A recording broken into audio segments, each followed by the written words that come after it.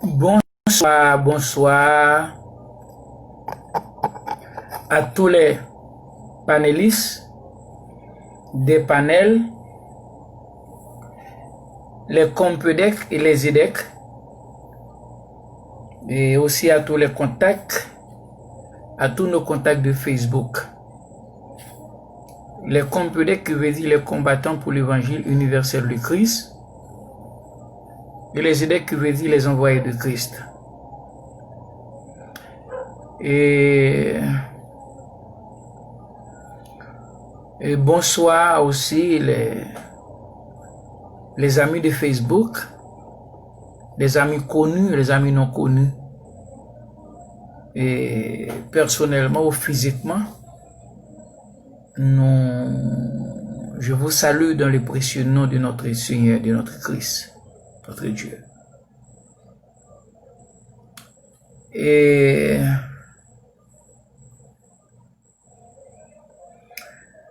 bonsoir les docteurs des panels, et de ces deux panels et les autres panels aussi, qui se trouvent aux quatre coins du monde. Nous avons Révélation et Combat, nous avons le Nouveau Testament du Christ, et nous avons des autres panels aussi. Le Seigneur nous a permis de pénétrer les territoires du monde avec ce message incontestable. Et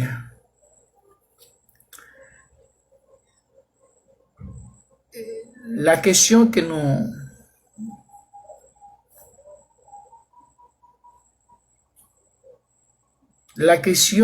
est imposée ce soir,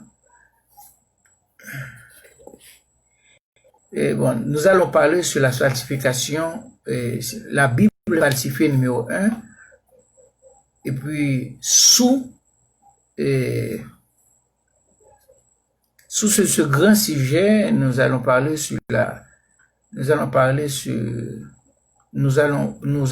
posé une question: Dieu, peut-il avoir une mère, une maman? Dieu, le Créateur, peut-il avoir créature comme mère ou une femme créée par lui comme sa mère?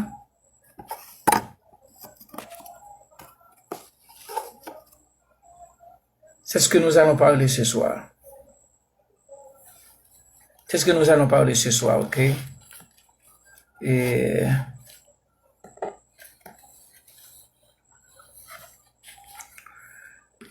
c'est que, en dérapant, nous devons savoir que nous devons savoir ce que dit Jean, ce qu'a dit Jean, et nos Pierre, de 2 Pierre 3, les versets 15 et 16, que Pierre a dénoncé, a déclaré que les écritures de Paul, y compris les autres écritures, ont été tordues,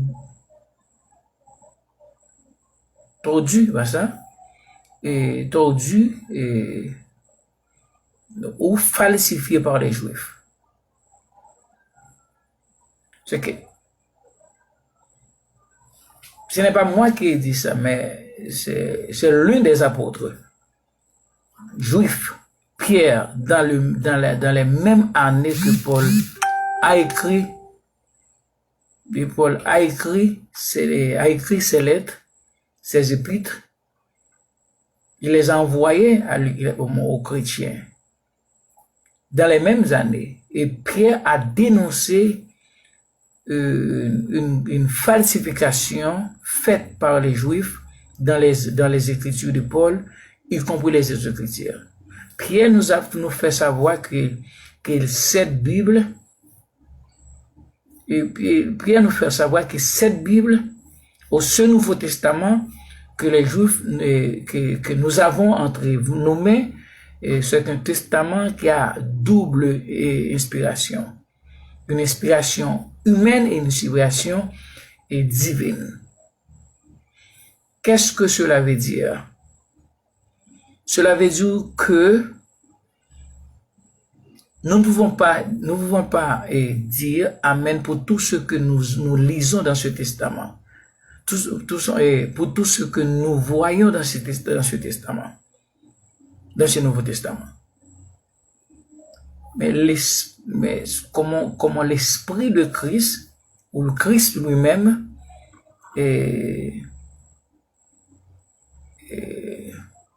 il a son propre testament, né dans son sang sur la croix.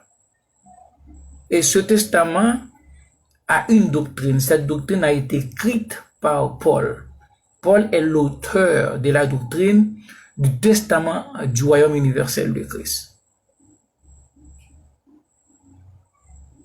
Mais les Juifs ont pris ce testament, ils ont falsifié. Ils l'ont falsifié, ils ont mis leur propre idée.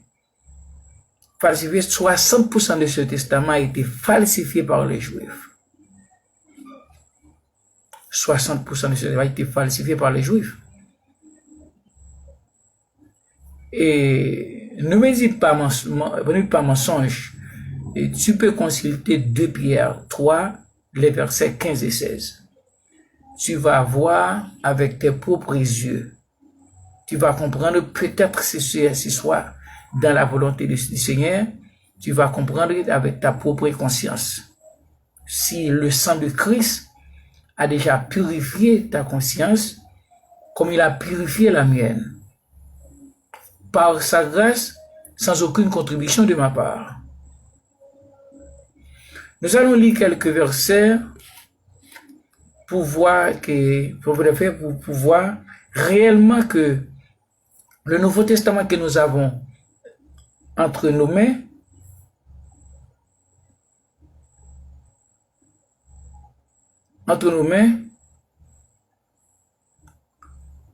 a été falsifié, tordu par les ennemis du salut des païens ou des incirconcis. Et c'est ce que nous allons vous prouver ce soir. Et nous commençons cette étude ce soir et nous allons continuer si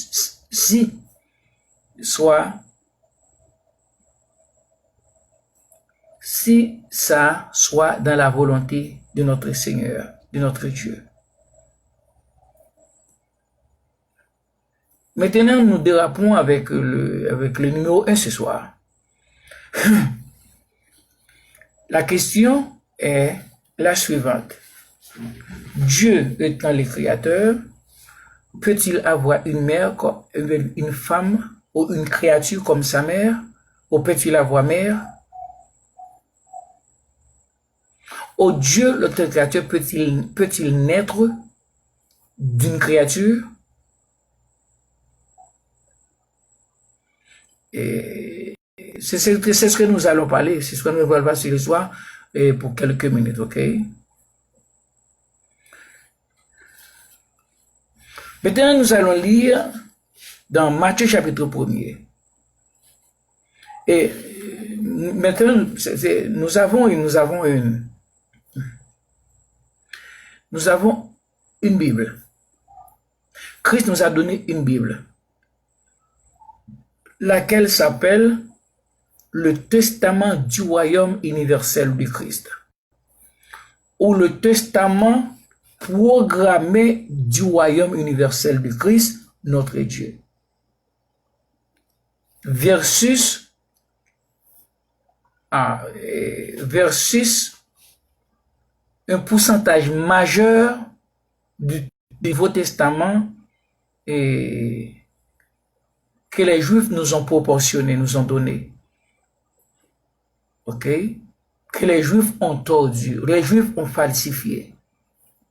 60 ou plus de son contenu a été falsifié par les Juifs. Dans peu de mots, nous pouvons dire que le Nouveau Testament est une miniature de leur Ancien Testament.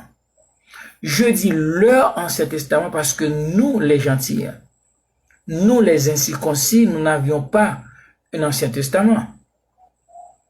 Celui qui avait l'Ancien, c'est celui qui a le Nouveau. Mais nous n'avions jamais un Ancien Testament.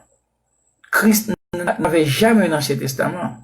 Pour maintenant, et maintenant pour qu'il ait un Nouveau Testament qui devrait remplacer le premier ou l'ancien. Maintenant, c'est pour cette raison que nous, le Seigneur nous a imposé ce nom, c'est-à-dire le testament programmé du royaume universel du Christ.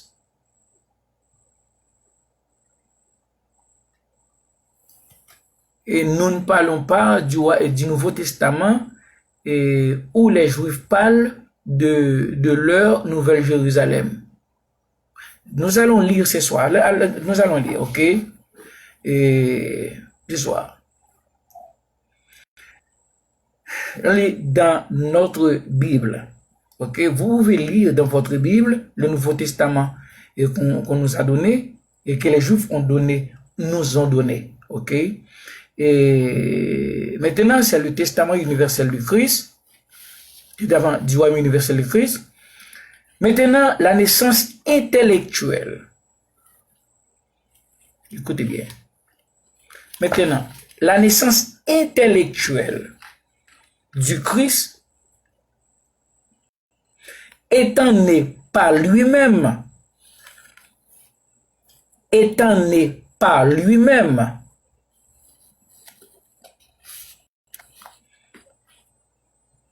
Christ a donné naissance à lui-même. Par lui-même a été la suivante. La suivante, la naissance, après que sa mère intellectuelle, Marie a été fiancée à Joseph avant qu'ils aient habité ensemble. Elle se trouva enceinte par la vertu du Saint-Esprit. Verset 2, puis verset 2, dans ce livre, dans cette Bible, dans ce testament universel. De ce testament universel. C'est puis Joseph, virgule, son fiancé étant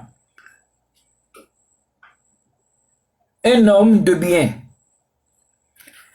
et qui ne voulait la diffamer, se proposa de rompre secrètement avec Marie. Ok, c'est la lecture de notre testament universel de Christ. C'est la lecture. Sa fiancée, verset 3, après avoir annoncé, ok, après avoir annoncé cette bonne nouvelle à Marie, le même ange apparut, écoutez bien, le même ange apparut à Joseph dans un rêve. Et lui dit, Joseph, fils de David, n'aie pas peur de te prendre avec toi, Marie, ta femme, car l'enfant qu'elle a conçu vient du Saint-Esprit. Écoutez bien. L'enfant qu'elle a conçu vient du Saint-Esprit. Non vient de Joseph ni de Marie, mais vient du Saint-Esprit. Il ne dit pas que cet enfant vient de toi, Joseph, ni de Marie, mais du Saint-Esprit. Ou de l'enfant lui-même. Et si tu ne veux pas dire du Saint-Esprit, on peut dire aussi de lui-même, de l'enfant, ou de Christ, ou de Christ lui-même. Elle enfantera un fils et tu l'appelleras son nom. Selon le prophète Ésaïe, ok, selon le prophète Ésaïe, devait être Dieu, Père éternel. C'est-à-dire que le nom a déjà donné à Ésaïe selon leur Ancien Testament, leur testament. Le nom qu'on devait donner à l'enfant était Dieu, Père éternel. D'après chapitre 9, des versets les versets 5 et 6 d'Ésaïe. Car il sauvera plusieurs de leurs péchés. On parle de péché ici. Il sauvera ou il libère et il délivrera plusieurs de leur servitude. Nous pouvons les dire c'est comme ça. Bon, Isaïe chapitre 9 a mentionné leur péché. Verset 5, tout cela arriva afin que s'accomplisse ce que l'ange du Seigneur avait annoncé par la bouche du prophète.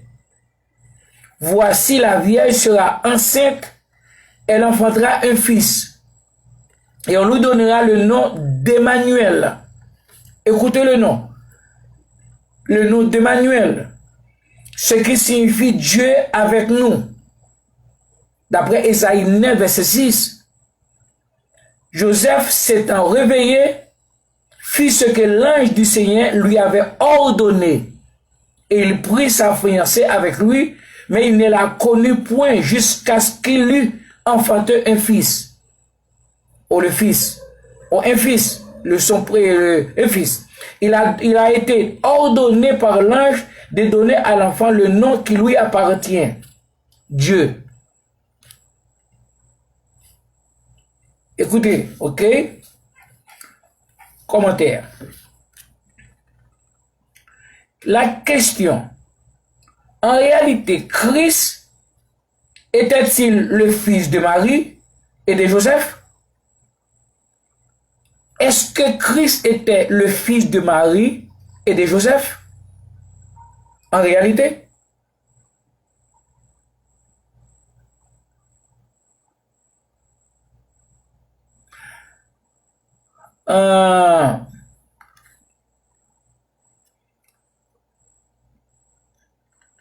Non. Biologiquement et spirituellement parlant, non. Ni biologique, ni spirituel. Christ n'était pas fils de Marie et de Joseph. Il n'était le fils d'aucun d'eux. Il n'est que fils de soi-même. Il n'est que fils de soi-même, de lui-même.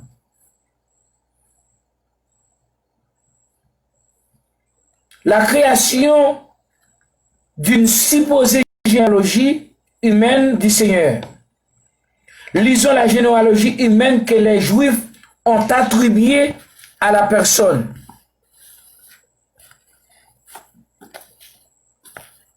De Christ, qui a dit avant qu'Abraham fût, écoutez, la généalogie humaine que les Juifs ont attribuée à la personne qui a dit qu'avant Abraham fût, je suis. Écoutez-moi. Dans Matthieu chapitre 1, verset 15, nous lisons les paroles suivantes.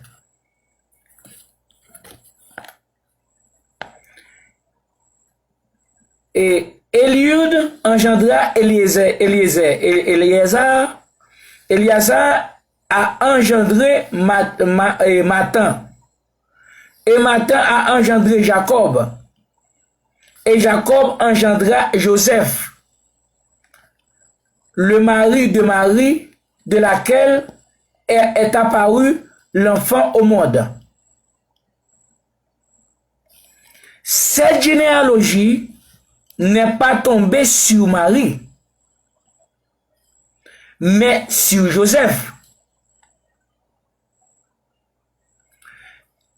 Et d'autres versets du même chapitre disent que Marie avait conçu du Saint-Esprit. Du même chapitre 1er de Matthieu. En d'autres termes, elle n'avait pas couché avec aucun homme. En l'occurrence avec Joseph. cela signifie que la grossesse de Marie n'était pas le résultat du sang humain.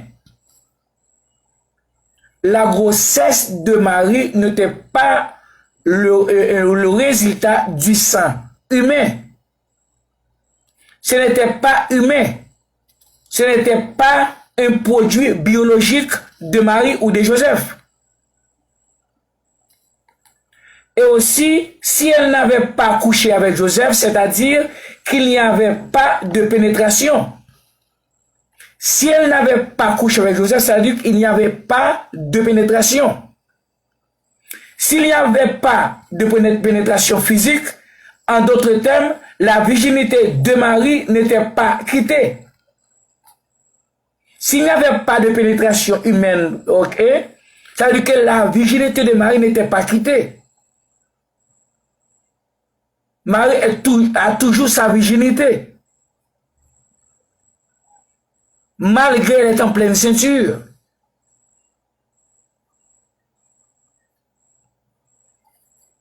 De plus, ce n'était pas la volonté de Joseph de prendre une jeune femme enceinte sans l'épouser publiquement. Et ce n'était pas non plus la volonté de Marie en tant que jeune femme qui n'avait jamais couché avec un homme auparavant et pour qu'elle tombe enceinte en dehors d'une union officielle et sans acte sexuel. Par conséquent, c'était une grossesse forcée du côté de Christ lui-même. Et inévitable pour Marie et Joseph. Dieu merci, l'insémination artificielle humaine n'avait pas été découverte à cette époque. Laissez-moi répéter ce grand morceau-là. Dieu merci, l'insémination artificielle humaine n'avait pas été découverte à cette époque. Mais aujourd'hui, ils auraient dit que Marie s'était soumise à une insémination artificielle humaine afin d'en faire la vraie mère biologique du Dieu. Donc, le Seigneur allait être un pécheur comme tous les hommes.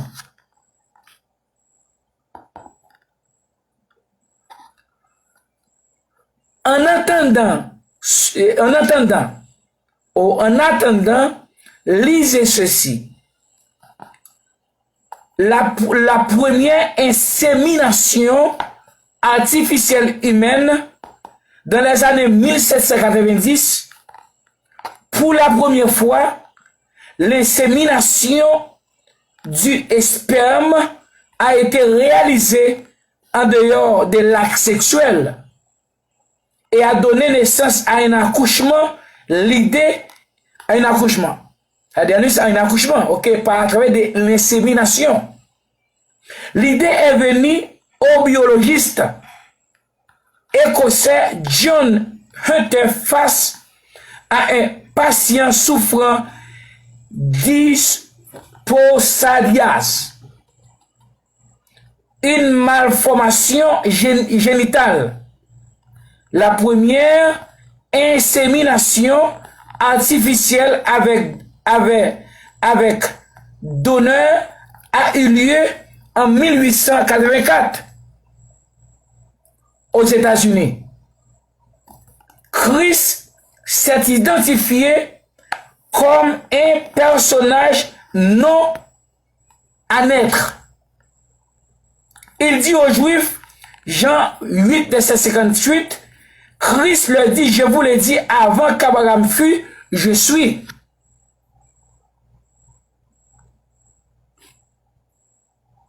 C'est-à-dire que Christ existe de toute l'éternité. Il n'a pas un commencement ni fin.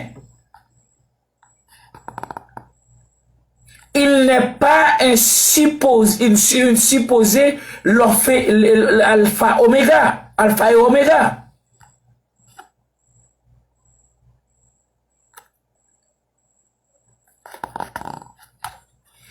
Il est autant présent, il est toujours autant présent. Cela signifie que le passé et le futur ne sont pas dans sa nature. Le passé et le futur ne sont pas dans sa nature. Par conséquent, Christ ne peut être l'alpha et l'oméga.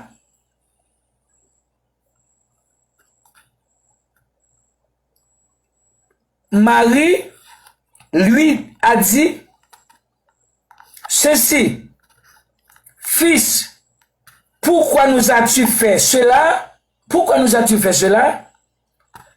Écoutez, votre Père et moi, nous t'avons recherché avec inquiétude.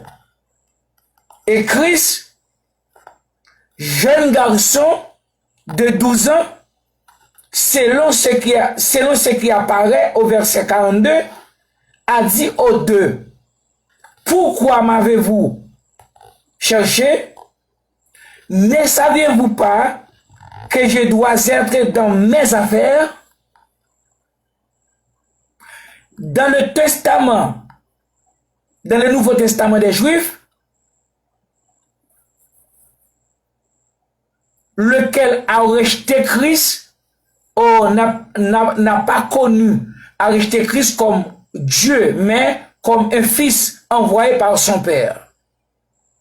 Mais le Testament universel, le Testament du royaume universel de Christ, a catalogué sa mission est de dire au monde que Christ est Dieu. Christ aussi est le Créateur. Christ, comme le monde a su déjà les expressions Père, Fils et le Saint-Esprit. Mais Christ est Saint-Esprit, est Dieu, est Père et Fils en même temps. Ne saviez-vous pas que je dois être dans mes affaires? Et le verset 50 dit ceci: mais le père et la mère n'ont pas compris la déclaration qu'il leur a dite. D'après Luc 2, verset 48 à 50. Imaginez-vous que sa supposée mère et son supposé père n'ont pas compris la déclaration au langage de leur propre enfant. C'est très intéressant. Joseph étant un charpentier à Nazareth, n'avait pas d'entreprise à Jérusalem. Un garçon de 12 ans a dit à son père qu'il devrait être dans ses affaires. Comme ni Joseph ni Marie n'ont-ils pas compris le langage de leur propre fils.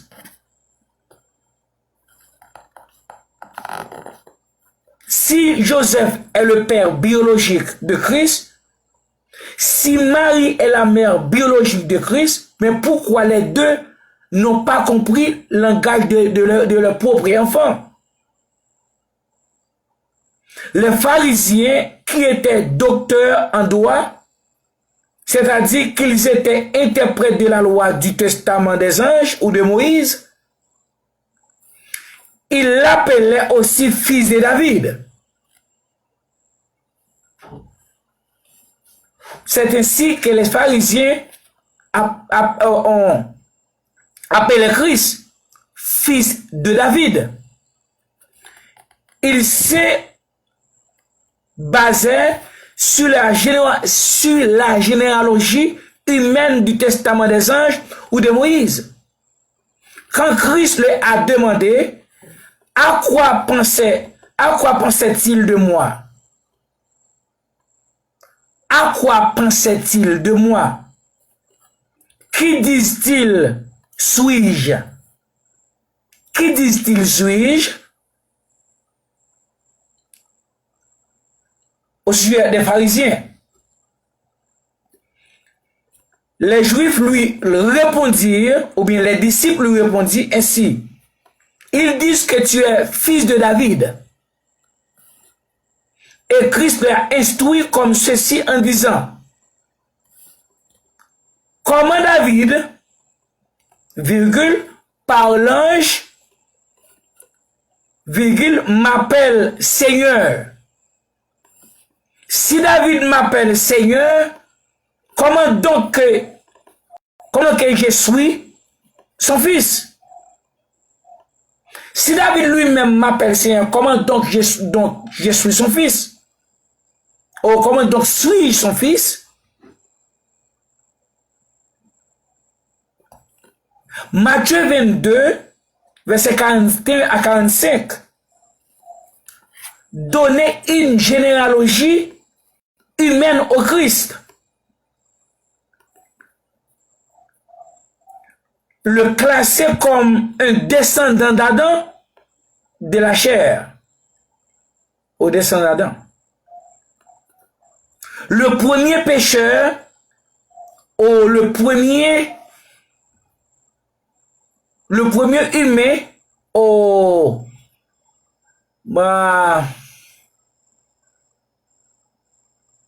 le premier esclave spirituel de Satan, qui serait un blasphème contre sa divinité, étant Dieu. Quand nous parlons comme ça, ce n'est pas parce que nous avons quelque chose contre notre frère Joseph et notre sœur en Christ, Marie. Nous le disons toujours, Joseph et sa femme, Marie, ont reçu une grâce très spéciale de Christ. La grâce que nous avons reçue de Christ est aussi spéciale.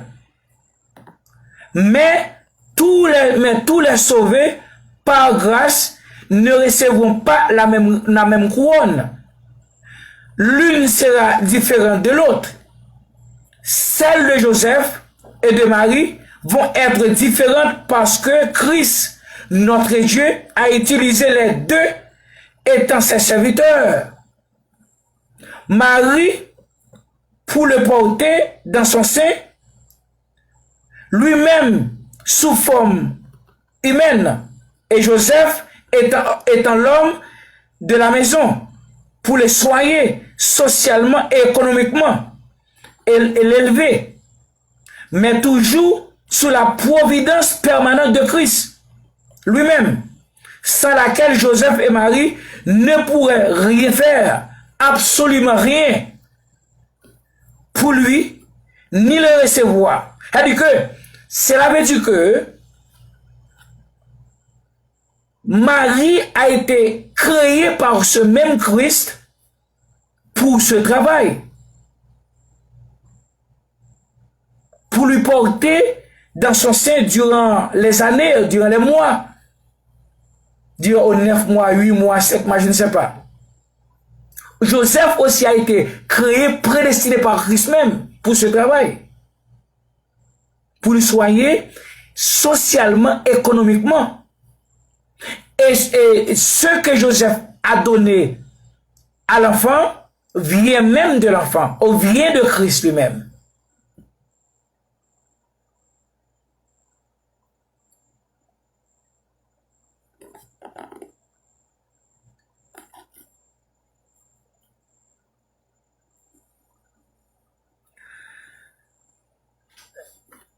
C'est pour vous dire que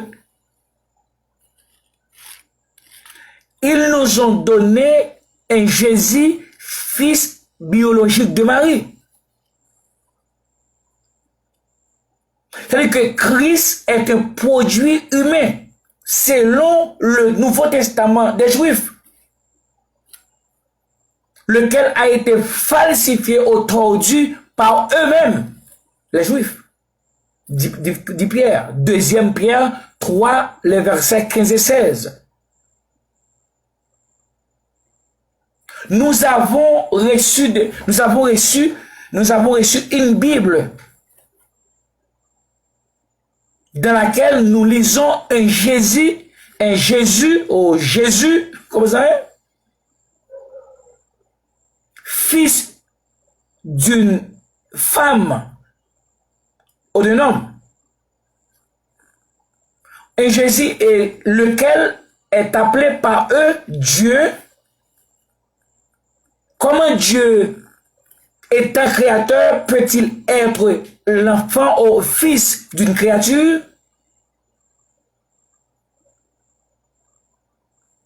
C'est un blasphème superlatif.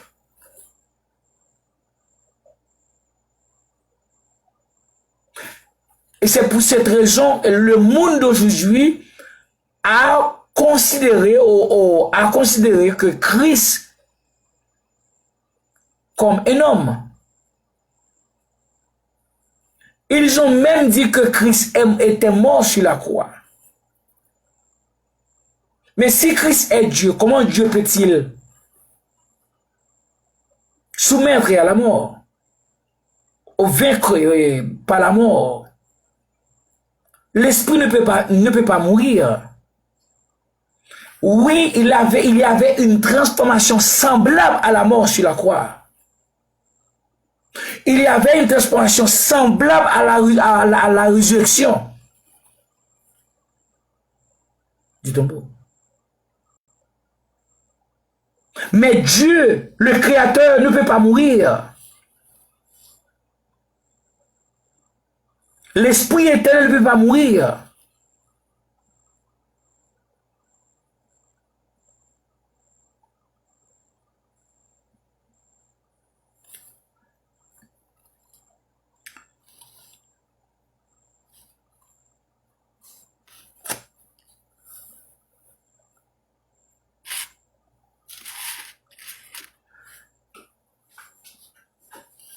C'est ce Dieu, c'est ce Jésus, et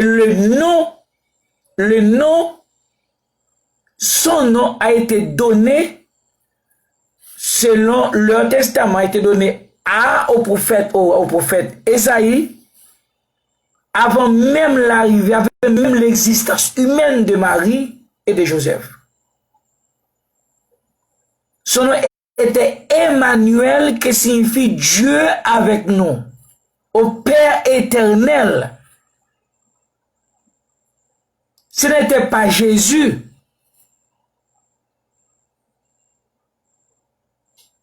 Et ce nom a été donné par les Grecs, est un nom humain, non commun, non humain. Mais ça veut dire que le nom qu'Ésaïe a reçu pour lui, cette prophétie n'a pas été accomplie, n'a pas été accomplie, on n'a pas accompli jusqu'à présent. Si on est en train d'attendre cette prophétie, parce que selon la prophétie, l'enfant devait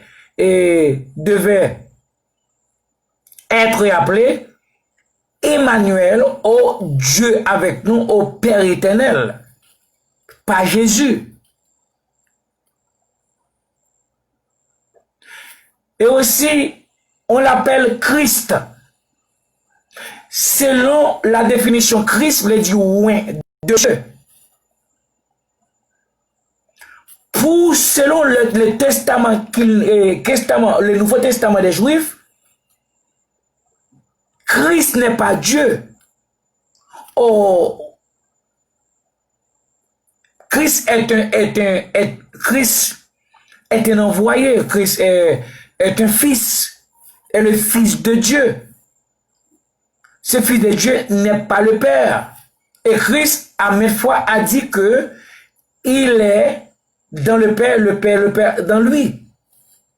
C'est-à-dire que le Père et lui sont un.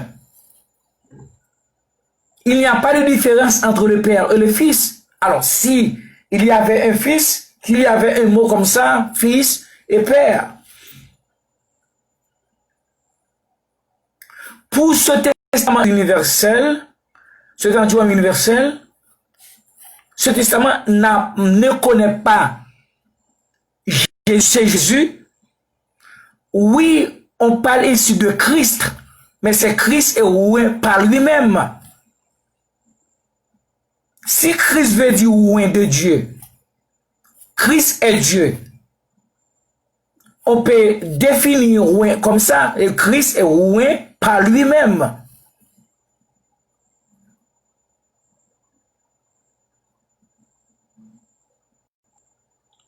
Ce testament universel de Christ ne connaît pas c'est Jésus, ne connaît pas la division qu'il y a entre le Père et le Fils et le Saint-Esprit, ou soit la séparation de ces trois personnes, le Père, le Fils et le Saint-Esprit. C'est comme si on m'a dit que Christ, ce Jésus, ou leur Jésus était dans un Jourdain où Jean-Baptiste baptisait les Juifs pour repentance. Selon leur Nouveau Testament, Christ était seul sans son esprit. Le Saint-Esprit est descendu sur lui comme une colombe. C'est-à-dire que son esprit. Mais où était son esprit? L'esprit de Christ doit en lui, doit être en lui. Mon esprit est en moi. Je ne peux pas marcher et laisser mon esprit derrière.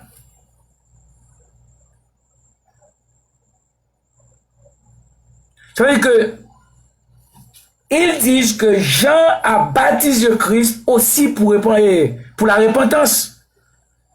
Mais si Jésus a été baptisé par Jean et Jean baptisait les Juifs pour préparer le chemin pour le Seigneur, le chemin du Seigneur, lequel est Christ. Était Christ. Mais quel chemin Christ devait préparer? Mais si Christ a été baptisé par Jean, cela veut dire que Christ préparait aussi le chemin pour son chef, pour un autre.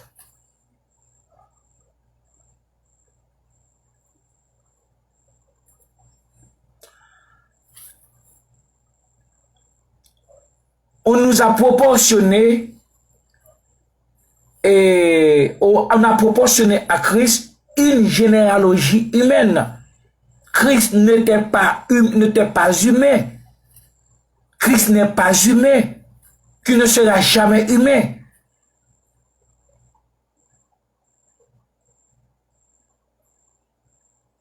Christ était semblable à humain. Christ marchait comme humain. Christ parlait comme humain. Christ mangeait comme humain. Mais Christ n'était pas humain. Christ étant Dieu a pris la forme qu'il veut.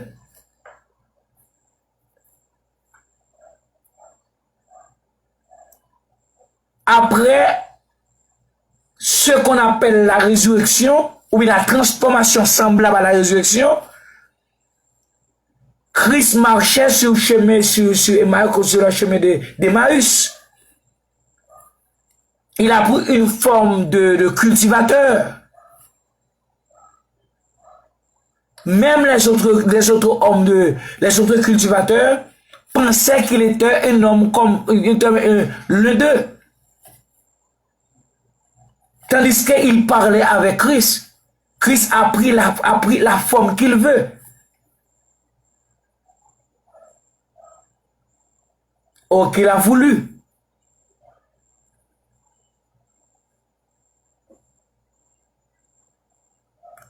Car il est Dieu. Il est éternel. Il est le créateur du monde, le créateur de tout l'univers, le créateur du monde invisible et du monde visible.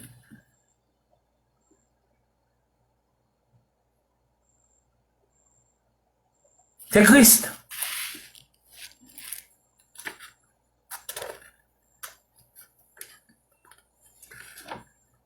Et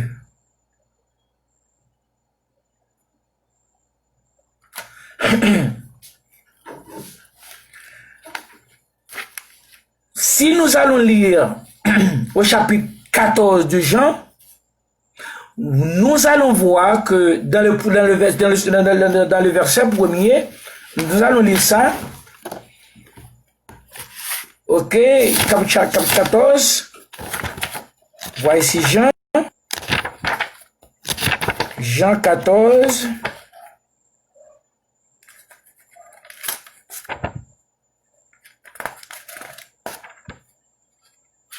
Jean 14.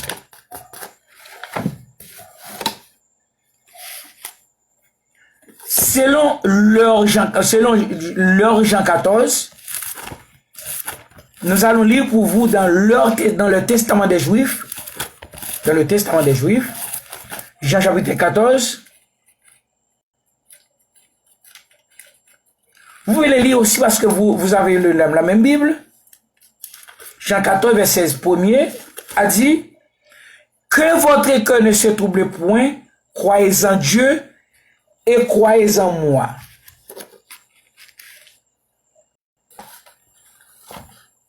Croyez en Dieu et croyez en moi. Selon le contenu de ce verset du Nouveau Testament des Juifs, selon ce verset, Christ n'est pas Dieu. Il doit chercher toute forme de tout et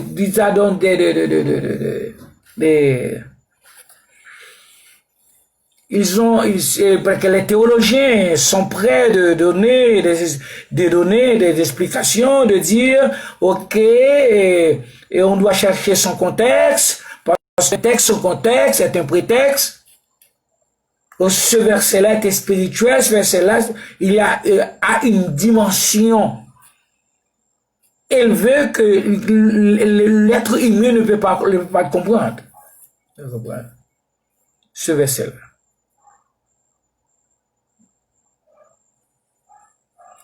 Ce verset est très clair, est plus clair que l'eau du coq. Croyez en Dieu et croyez en moi. Cela veut dire que moi n'est pas Dieu. Croyez en Dieu et croyez en moi. Si Christ lui-même est Dieu. Mais s'il est croyez en Dieu ou croyez en moi, croyez en Dieu ou croyez en moi, oui, je l'accepterai. Oui, serait plus bon de dire croyez en Dieu ou croyez en moi. Mais quand on dit croyez en Dieu et croyez en moi, ce n'est pas la même chose.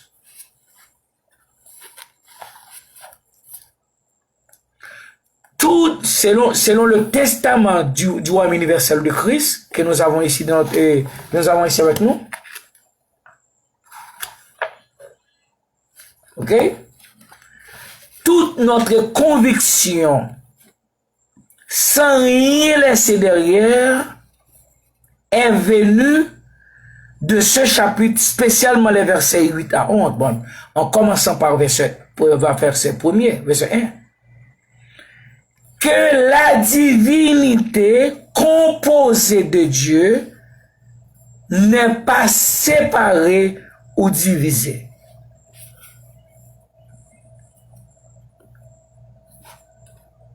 Si Christ lui-même a dit, il est dans le Père et le Père est en lui, et d'après Hébreux chapitre 1er verset 3, l'a confirmé, et le bref l'a confirmé en disant, le Fils est l'empreinte de la personne même du Père. En d'autres mots, quand le Fils parle, c'est le Père qui parle. Et quand le Père parle, c'est le Fils qui parle. Ou c'est toute la divinité qui parle.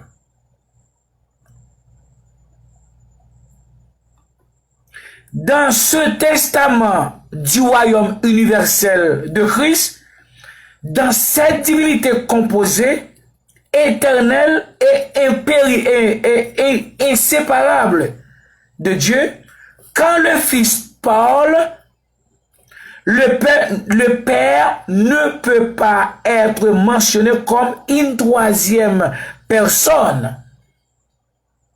Et quand le Père parle, le Fils ne peut pas être mentionné comme une troisième personne non plus. Ils ne sont pas deux, mais ils sont un. Par exemple, ils ne sont, par exemple, le verset 1 de ce chapitre nous a envoyé, le verset 1 du chapitre 14, croyez en Dieu et croyez en moi. Ce verset nous a envoyé de croire en Dieu en deux. Dans ce cas, notre confiance est divisée en deux. Une partie va vers Dieu et l'autre partie va vers moi ou vers Christ. Selon le verset 1er du chapitre 14 de Jean, Christ n'est pas Dieu. Par conséquent, le contenu du verset 1er, verset 1, est corrigé par le testament du royaume universel de Christ en le donnant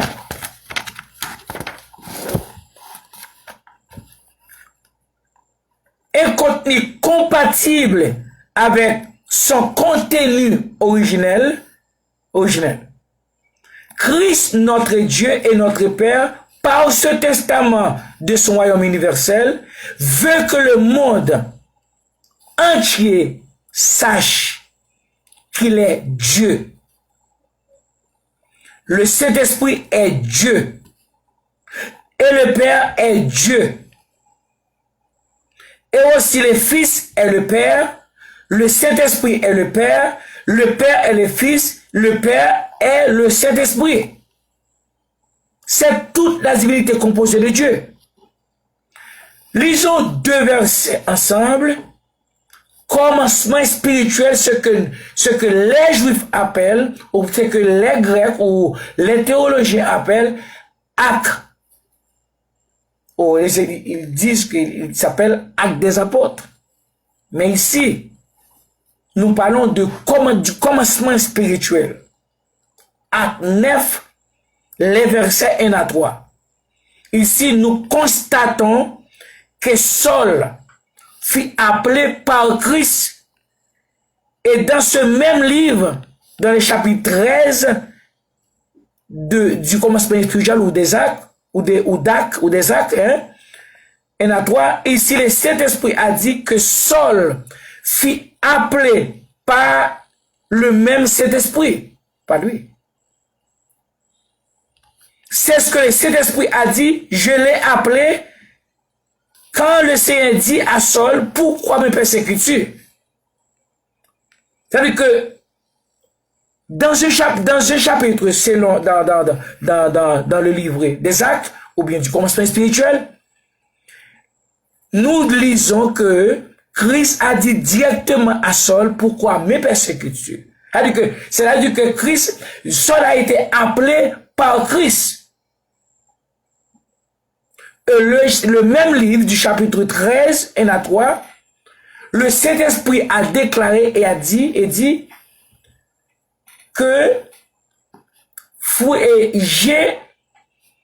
Saul a été appelé par moi. Mais Paul n'a pas pour le service que je lui ai appelé, pour le travail, pour la mission. Tandis que chapitre 20 nous a dit, c'était Christ qui parlait avec Saul. Et le chapitre 13 dit, c'est le Saint-Esprit qui lui a appelé. C'est-à-dire que le Saint-Esprit et Christ sont un, la même chose. Le Saint-Esprit ou Christ. Christ ou le Saint-Esprit, parce que le Saint-Esprit est l'esprit même du Christ. Selon Romains 8, verset 9.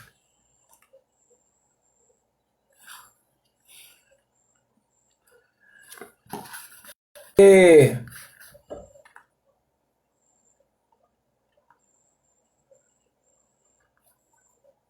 ok.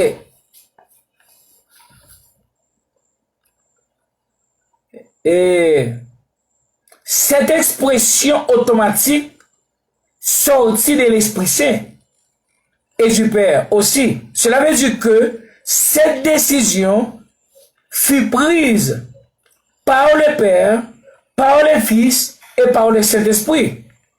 En d'autres mots, automatiquement, cette décision fut prise par toute la divinité composée éternelle de Dieu.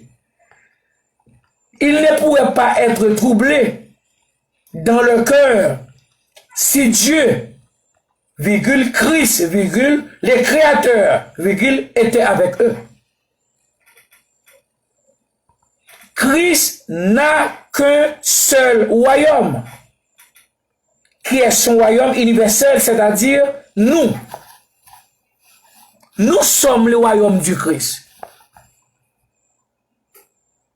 Nous sommes l'église du Christ.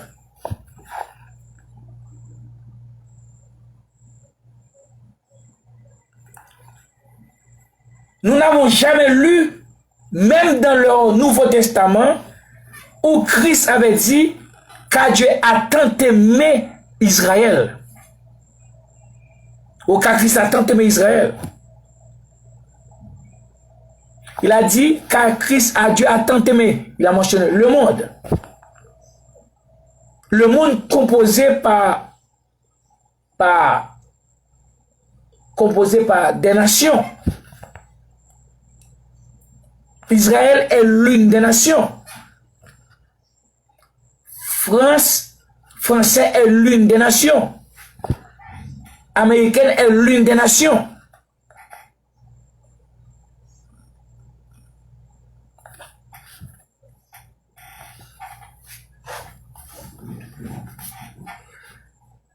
Les personnes les plus spéciales pour Christ sont celles qui ont été prédestinées par lui pour avoir la vie éternelle avant même la fondation du monde. Sont celles qui ont été inscrits par Christ dans le livre de vie avant même la fondation du monde. C'est pour eux que Christ a versé son sang, pour la purification de leur conscience, pour leur libération de Satan, de la servitude. Bible falsifiée. Bible certifiée.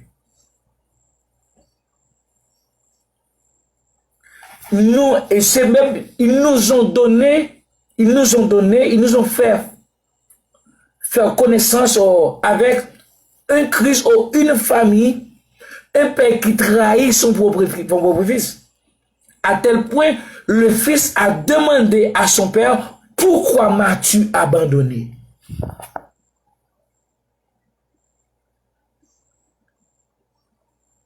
Selon le Nouveau Testament, nous ne pouvons pas croire en un Dieu, en un Père, son rôle est de trahir, à trahir son fils, son propre fils.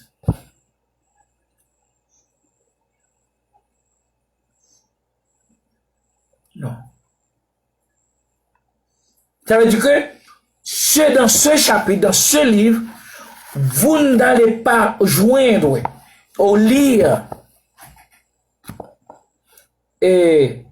ces mots de blasphème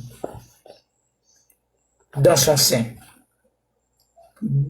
Père, pourquoi m'as-tu abandonné?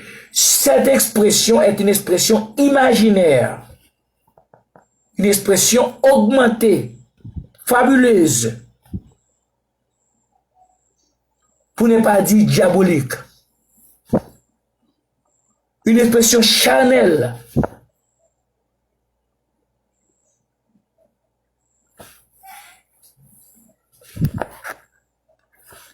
Nous ne connaissons pas ce Jésus. Le Créateur, le Seigneur, le Christ par lui-même nous a imposé une révélation, nous a envoyé de prêcher au monde et dire au monde que la divinité composée de Dieu n'est pas séparée, n'est pas divisée.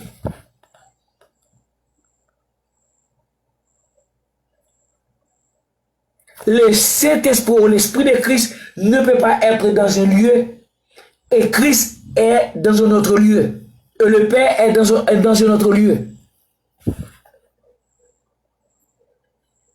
La présence de l'Esprit Saint, c'est la présence même du Christ. Et la présence du Christ, c'est la présence même du Père, de Dieu. Et là, parce que Christ est Dieu, le Saint-Esprit est Dieu, et tout, la divinité composée de Dieu.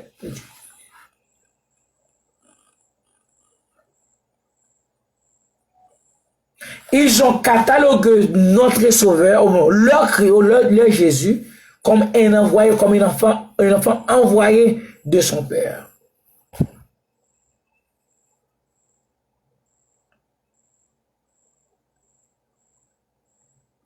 C'est tout à fait différent.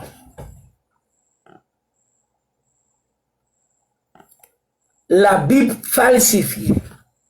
Numéro 1. Dieu en tant que créateur, peut-il être fils d'une créature?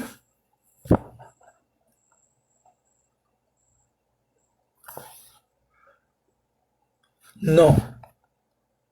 Il est supernativement impossible qu'un créateur soit devenu le fils d'une créature. Le créateur.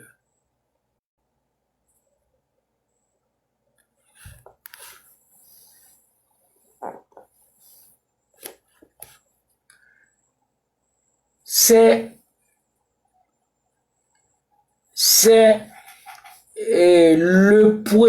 la première ligne de la falsification de la Bible ou bien du Nouveau Testament que les Juifs ont tordu, ont falsifié dès le commencement. Dans les mêmes années, Paul a écrit ces lettres jusqu'à ce que Pierre a dénoncé ce crime.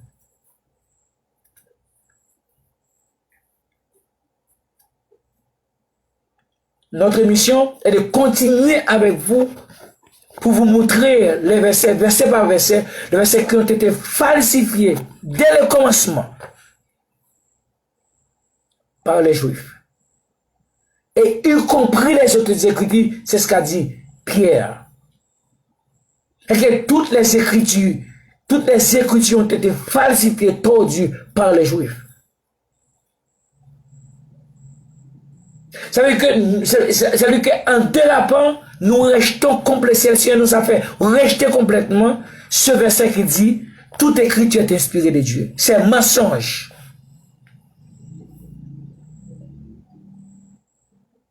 Si tout est inspiré de Dieu, 2 Pierre 3, 15, 16 est une fable. C'est une fiction. C'est un mensonge. Si tout est inspiré de Dieu, 2 Pierre 3, 15, 16 n'ont pas de place dans ce testament.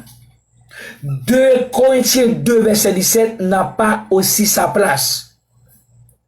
Et 2 Thessaloniciens 2, verset 1 à 3 n'a pas aussi sa place.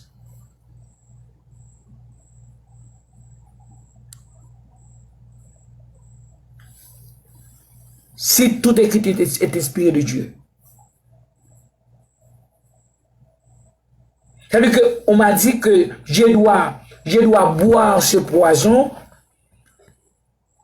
qui m'a dit que tout écrit est inspiré de Dieu pendant dans Matthieu, on lit que selon Matthieu, Christ a crié avec une voix forte en disant, Père, Père, pourquoi m'as-tu abandonné? Et Christ lui-même, dans le même Matthieu, même Jean, a dit, je donne ma vie afin de la reprendre. J'ai le pouvoir. Et personne ne peut l'ôter, ne peut la quitter de moi. C'est-à-dire que Christ a le pouvoir de donner sa vie et de la reprendre.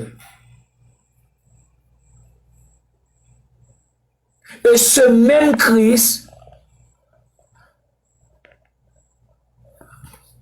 a dit sur la croix, Père, Père, pourquoi m'as-tu abandonné?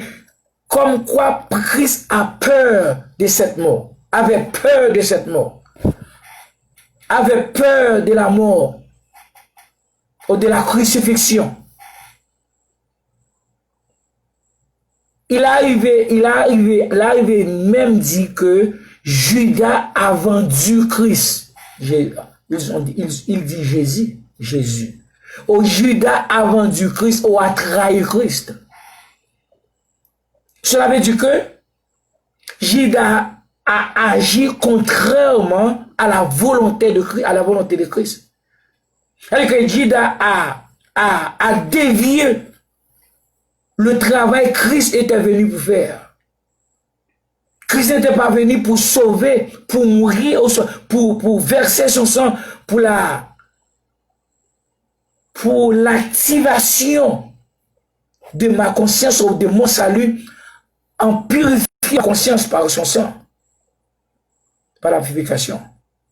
C'est-à-dire que Christ n'était pas venu pour cette mission, mais Judas l'a forcé de verser son sang pour nous libérer de la servitude.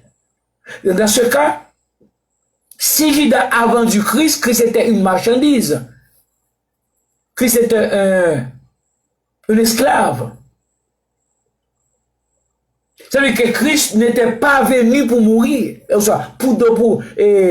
pour verser son sang sur la croix, pour nous libérer. Au contraire, nous devons dire merci à Judas, pas à Christ. Si ce que Judas a fait a surpris bien, Christ, au suprême Christ a été étonné par l'action de Judas. Christ n'espérait pas Judas allait lui faire ce qu'il a fait. Christ était venu pour une autre chose, mais pas pour mourir, ou pas pour donner sa vie et pour la reprendre.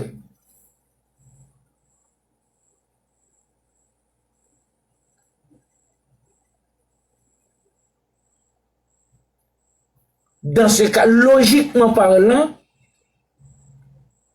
si je dois lancer des propos de remerciement, pas au Christ, sinon au Judas. Sinon au Judas. Selon le contenu de leur Nouveau Testament, Judas a vendu ou a trahi Christ. Dans ce testament universel, une sortie de cette nature, on ne va pas constater, on ne va pas voir une sortie de cette nature dans les saints de ce livre. De blasphème. De blasphème. Superlatif. Ok? Ok? Nous allons continuer plus tard dans cette même semaine, je crois demain ou après-demain, je ne sais pas. Mais je crois que selon les Seigneurs nous a donné l'envie le désir, le vouloir de le faire. Il nous a donné aussi de le faire. Car Dieu, c'est Dieu qui produit en nous le vouloir et le faire selon le bon plaisir de sa volonté.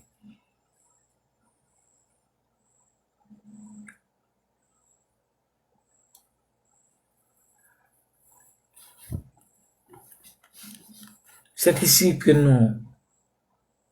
nous arrivons pour ce soir. Dieu, Christ étant créateur ou étant Dieu éternel, peut-il avoir une femme comme sa mère? Peut-il avoir une créature ou une de ses créatures comme sa mère, biologique ou spirituelle? Non.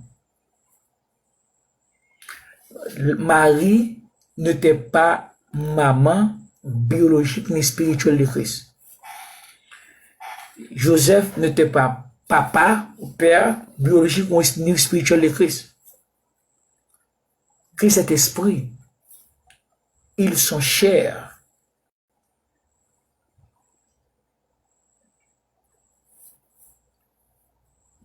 Will de Voltaire pour vous servir avec l'amour, la flexibilité, la tolérance.